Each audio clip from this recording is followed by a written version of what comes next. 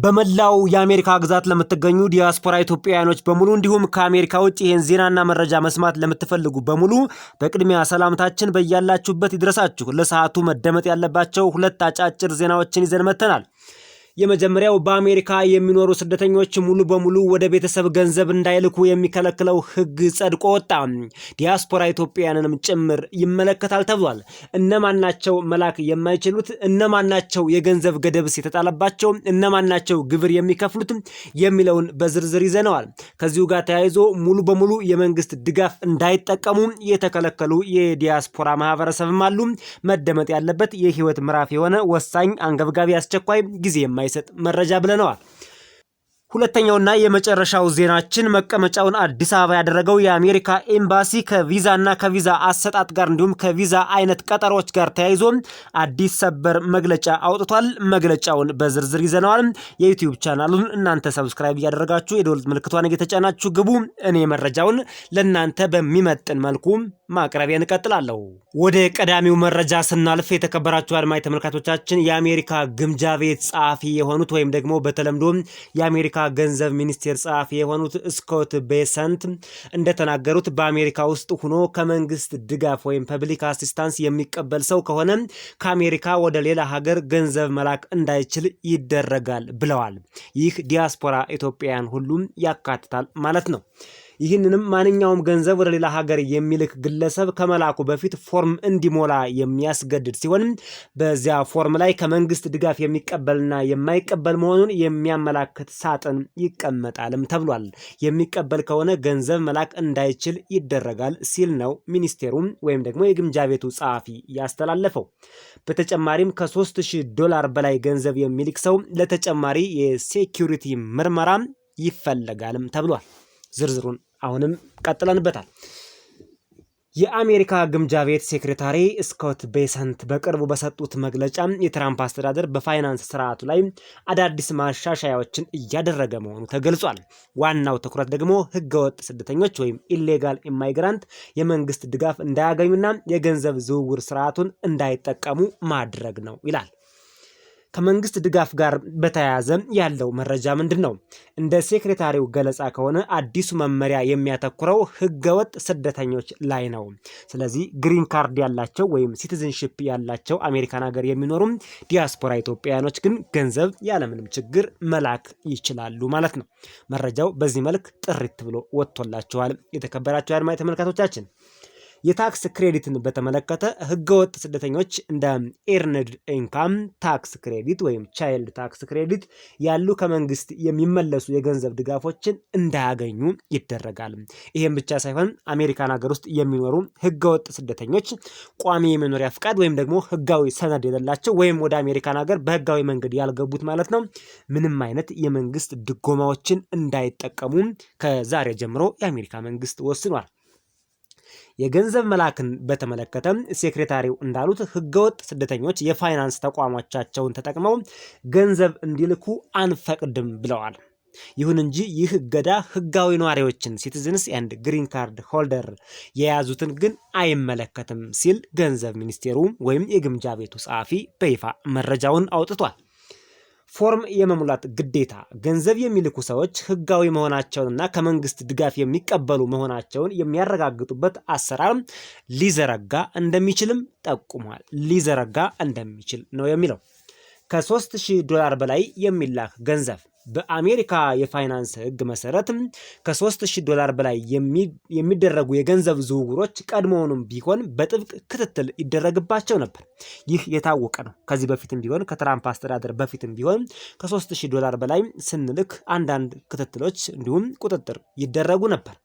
ሴክሬታሪው ይህንን አሰራር በማጠናከር $3000 በላይ የሚልኩ ግለሰቦች ማንነታቸው በዝርዝር እንዲመረመር ትዕዛዝ አስተላልፏል። ባንኮች ደግሞ ለዚህ እንዲተባበሩና የደንበኞቻቸውን መረጃ አሳልፈው እንዲሰጡም ደብዳቤ ሰርኩላር የሚባለው ደብዳቤ ደርሷቸዋል ማለት ነው። ይህም በዋናነት ህገወጥ የገንዘብ ዝውውርንና ሽብርተኝነትን ከፋይናንስ አንጻር ለመከላከል የታለመ ነው ይላል። በዚህ ህግ መሰረት በአሜሪካን ሀገር የምትኖሩ ትውልደ ኢትዮጵያውያን የግሪን ካርድ ሆልደር እና ሲቲዝን ከሆናችሁ ይህ ህግና መመሪያ እናንተን አይመለከትም። የገንዘብ ዝውውሩም በእናንተ ላይ ተጽዕኖ አይኖረው። ነገር ግን እናንተን የሚመለከት ሌላ ህግ ደግሞ አሁንም ከዚሁ ዝቅ ብሎ የተቀመጠ አለ። የ3.5% የሪሚታንስ ታክስ ይላል። 3.5% ይችን ያዙልን። ከአሜሪካ ወደ ውጭ ሀገር በሚላክ ገንዘብ ላይ የተጣለው ታክስ የሚከተሉትን ነጥቦች አካቷል። ተፈጻሚነቱ ወይም የተፈጻሚነቱ አውድ። ይህ ታክስ የሚከፈለው የአሜሪካ ዜግነት በሌላቸው ነን ሲቲዝንስ ይለዋል ግለሰቦች ላይ ነው። ይህም ህጋዊ ነዋሪዎች የሆኑ ግሪን ካርድ ሆልደርና በጊዜያዊ ቪዛ ያሉትን ሊያካትት ይችላል። የተለያዩ ጊዜያዊ ቪዛዎች አሉ። ለምሳሌ ኤች1 ቢ ቪዛ የሚባል አለ። እስከ 5 ዓመት ድረስ የስራ ፍቃድ ይሰጣል። ሌሎችም አጠቃላይ በርከት ያሉ የቪዛ አይነቶች ለአጭር ጊዜ ለጉብኝት፣ ለንግድ የሚዘጋጁ የቪዛ አይነቶች አሉ። እነዚህን ቪዛ ይዛችሁ አሜሪካን ሀገር በተሰጣችሁ ቆይታ መሰረት አሜሪካን ሀገር እስካላችሁ ድረስ ህጋዊ ነው የምትባሉት። እናንተ ህገወጥ አትባሉም። ገንዘብ መላክ ይቻላል ማለት ነው። ህገወጥ ስደተኞች የሚባሉት እነማን ናቸው ካላችሁን፣ አሜሪካን ሀገር ለምሳሌ በቪዛ ገብተው 3 ወር መቆየት ሲገባቸው በአዲሱ ህግ 5 ወር 6 ወር 7 ወር ወይም 1 ዓመት ምናምን የተሰጣቸውን የቪዛ ጊዜ አሳልፈው አሜሪካን ሀገር ለመቅረት የሞከሩ ወይም አሜሪካን ሀገር የሚገኙ እነሱ ህገወጥ ናቸው። ስታተሳቸውን በትክክል ሳይቀይሩም ለምሳሌ ቲፒኤስ ሆነው ወደ ኢትዮጵያ ዲፖርት እንዲሆኑ የአሜሪካ መንግስት አዟቸው፣ ነገር ግን በተለያየ መንገድ እዚሁ አሜሪካን ሀገር የሚቀሩ ከሆነ አሁንም እነዚህ ህገወጥ ናቸው። እንዲሁ ስታተሳቸውን ሳይቀይሩ ማለት ነው። እንዲሁ ዝም ብለው ጊዜው አልፎባቸው አሜሪካን ሀገር የሚቀመጡ በቦርደር ወይም በተለያየ ሁኔታ አሜሪካን ሀገር ድንገት ገብተው አሳይለም ወይም ሪፊጂ ጠይቀው ሊሆን ይችላል። ሁኔታው ገና ካልተፈቀደላቸው ወይም በፕሮሰስ ላይ ያለ እነዚህም እንደ ህገወጥ ነው የሚቆጠሩት። በአጠቃላይ የአሜሪካ መንግስት የስደተኞች መስሪያ ቤት ከሚፈቅደው የስደተኞች ህግ ውጭ አሜሪካን ሀገር የሚኖሩት እነሱ ህገወጥ ይባላሉ። እነሱ ናቸው ምንም አይነት ገንዘብ ወደ ኢትዮጵያ እንዳይልኩ የተደረገው። ወደ ኢትዮጵያውያን ምናምን ሰበር ለኢትዮጵያውያኖች እያልን የምናቀርበው የኛ ዩቲዩብ ቻናል ስፔሲፊካሊ የኢትዮጵያን ኮሚኒቲ ስለሚያገለግል ጠቅለል ያለ መረጃና ዜና ለሁሉም ዓለም ከሚሆን ይልቅ ለኢትዮጵያውያኖች እንዲጠቀሙበት በማሰብ ካስኬድ ሆኖ የወጣ መረጃ ነው የምንነግራችሁ። ስለዚህ እኛን ኢትዮጵያውያንን የሚመለከተውን ዜና ማቅረባችን ለኢትዮጵያውያን ማሰባችን እንደሆነ እንድትረዱልን ነው የተከበራችሁ አድማጭ ተመልካቾቻችን። ስለዚህ የተፈጻሚነቱ አውድ ግሪን ካርድ ሆልደርና በጊዜያዊ ቪዛ ያሉትን ያካትታል ማለት ነው። ሲቲዝን የሆኑትን አሜሪካን ሀገር ሲቲዝን የሆኑትን ግን አይመለከትም። 3.5% ታክስ አይከፍሉም ማለት ነው። ግሪን ካርድ ላይ ያላችሁና በጊዜያዊ ቪዛ ያላችሁ ግን ወደ ኢትዮጵያ ገንዘብ ስትልኩ 3.5% ታክስ ጸድቆ ወጥቷል። ከዚህ በፊት 1% ነበረች። አሁን ተሻሽሎ ተንከባሎ 3.5% ደርሶላችኋል። ለምሳሌ 1000 የአሜሪካ ዶላር ለመላክ ሲፈልጉ 35 የአሜሪካ ዶላር ታክስ ይከፈለዋል ማለት ነው። ይሄ ነው አዲሱ መመሪያ። ዓላማው በስኮት ቤሰንት እና በትራምፕ አስተዳደር እቅድ መሰረት ስኮት ቤሰንት ያልናችሁ የአሜሪካ ገንዘብ ሚኒስቴር በብዙ እኛ በለመድ ነው ማለት ነው፣ ወይም የአሜሪካ ግምጃ ቤት ሚኒስቴር ኃላፊ ልንለው እንችላለን። እና ትራምፕ በእነሱ እቅድ መሰረት ከዚህ የሚገኘው ገቢ በድንበር ጥበቃና በሀገር ውስጥ ኢኮኖሚ ማነቃቂያ ላይ ይውላል ብለዋል። ፕሬዚዳንቱ በዚህ ዓመት ለገንዘብ ያላቸው ፍላጎት እንደዚህ ጊዜ ጨምሮ አያውቁም። የማይሸጡት ነገር የለም። በቃ ገንዘብ ያስገኛል ከተባለ እንግዲህ አይታችኋል። ቬንዙዌላ ድረስ ገብተው ያስነሱትን ጦርነት ምን ያህል አስቸጋሪ ነገር ውስጥ ወታደሮቻቸውንም አሜሪካንም ችግር ውስጥ ጥለው ለገንዘብ ተብሎ ለነዳጅ ተብሎ የተሰዋውን ነገር የተደረገውን ነገር በሙሉ አይተናል። ፕሬዚዳንቱ ይሄ ብቻ አይደለም። አሜሪካን ሀገር ለሚገቡ ጎልድ ካርድ የሚባል ትራምፕ ጎልድ ካርድ የሚባል አዲስ ፖሊሲም አውጥተው 1 ሚሊዮን የአሜሪካ ዶላር የከፈለ አሁኑኑ ግሪን ካርድ ያገኛል ብለው አዲስ ህግም አውጥተዋል። እንዲሁም ወደ 38 የሚደርሱ ሀገራት ላይ አብዛኛዎቹ አፍሪካዊ ናቸው ወደ አሜሪካን ሀገር ሲገቡ የቪዛ ማስያዣ ገንዘብ እስከ $15,000 እንደሚከፈል ይህንንም አሳውቀዋል። ብቻ ፕሬዚዳንቱ በዚህ ዓመት እንጃ የማይሸጡት ነገር ያለ አይመስልም። ለገንዘብ ያላቸው እንትን እጅግ በጣም ከፍተኛ ደረጃ ላይ ደርሷል። ዓላማው ከዚህ ጋር የተያያዘ ነው ለማለት ነው። ምንድነው የሚደረገው? መንግስት እያንዳንዱ ግለሰብ ገንዘብ ሲልክ ፎርም ይሞላል። ካለው መመሪያ ጋር ተያይዞ በዲጂታል መልክ ሁሉም ሰው ፎርም እንዲሞላ ይደረጋል። ማንነት ማረጋገጫ ማንኛውም ሰው ገንዘብ ከመላኩ በፊት በዚህ አካውንት ውስጥ ያለውን መረጃ ማሳየት ይኖርበታል ማለት ነው። ከመንግስት ድጋፍ ጋር ያለው ግንኙነት አካውንቱ ግለሰቡ ከመንግስት በተለይ እነዚህ ፐብሊክ አሲስታንስ እና ፐብሊክ ዌልፋ በምንላቸው ድጋፎች እያገኘ መሆኑን ወይም አለመሆኑን በቀጥታም ለገንዘብ መላኪያ ድርጅቶች ለዌስተርን ዩኒየን ለሜኒግራም ያሳውቃል ይላል እንግዲህ። ስለዚህ ድርጅቱም የትራምፕ አካውንት ተብሏል። እንደውም ትራምፕ አካውንት የሚል ስያሜም አለው።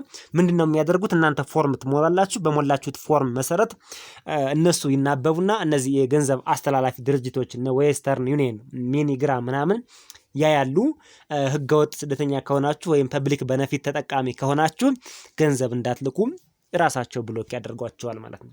ገንዘብ መላክን መከልከል ግለሰቡ ከመንግስት እርዳታ ለምሳሌ ፉድ ስታምፕ ወይም የቤት ክራይ ቅነሳ ወይም ድጎማ እየተቀበለ ከሆነ ስርዓቱ የገንዘብ ዝውውሩን ብሎክ ያደርገዋል ይላል። ምክንያቱም መንግስት እየረዳው ያለው ሰው ወደ ውጭ የሚልክ ትርፍ ገንዘብ ሊኖረው አይገባም የሚል ትልቅ አቋም በመያዙ ነው። እንግዲህ ይሄ በርካታ ዲያስፖራ ኢትዮጵያውያንን አፌክት ያደርጋል። ፕሬዚዳንት ትራምፕ ባወጡት መረጃ መሰረት ከዚህ በፊት እንዳያችሁት በእኛ ዩቲዩብ ቻናልም ተለቋል። መረጃው እንደሚያሳየው 47.6% የሚሆኑ ዲያስፖራ ኢትዮጵያውያን እዚህ አሜሪካን ሀገር ውስጥ የሚገኙ የመንግስት በነፊት ወይም ፐብሊክ ወልፋ የሚባለውን ይጠቀማሉ ተብሏል።